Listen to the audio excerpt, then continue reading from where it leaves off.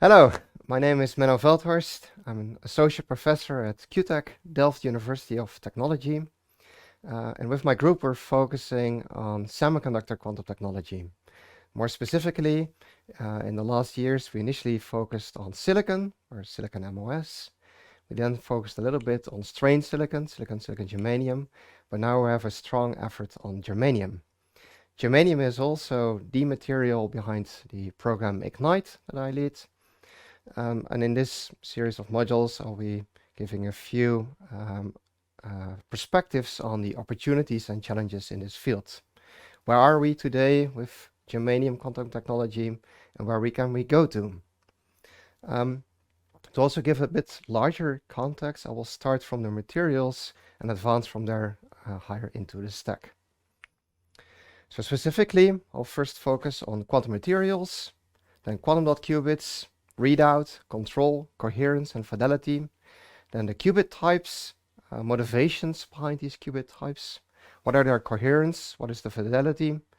Multi-qubit operation and quantum algorithms. And finally, quantum links to explore scaling in this platform.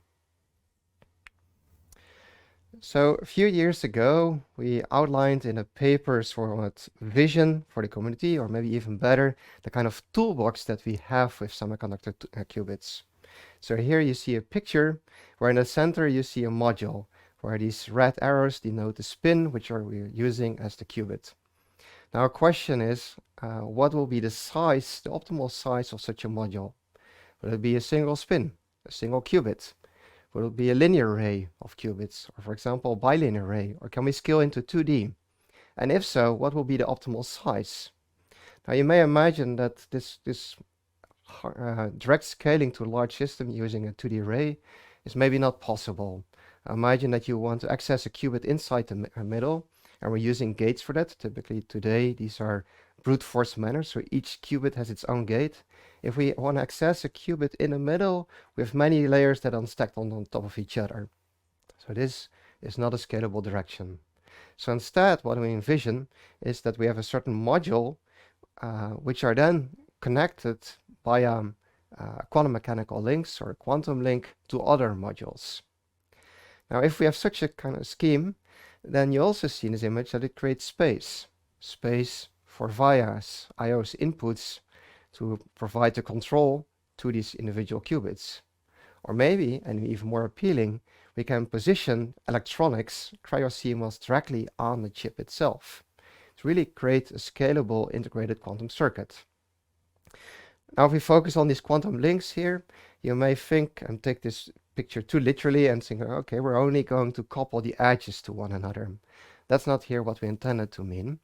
These quantum links, if they would only couple the edges, then would be putting a strong demand, extreme requirements on the high fidelity control of these quantum links. Instead, there are opportunities to, for example, scale entire edge, maybe entire module. And so it's appealing to think that these quantum links will not lower the connectivity, but actually will increase the connectivity in the future in such an integrated quantum circuit. Now, if we then have such a circuit, you can then ask the question, what will be the fastest route to a quantum advantage? Will this be digital quantum computer, making a digital quantum computation? Will there already be opportunities in the NISQ area? Or maybe a simulation? So with the latter, since we're making use of a quantum mechanical system, there's room to think that it's most efficient to directly use this quantum system to simulate another quantum system, as opposed to making some universal quantum computer in between. These questions are strongly unknown, and therefore it's warranted to explore all of them. I believe there's a strong reason to think that at least one of them will be feasible and creating value in the coming years.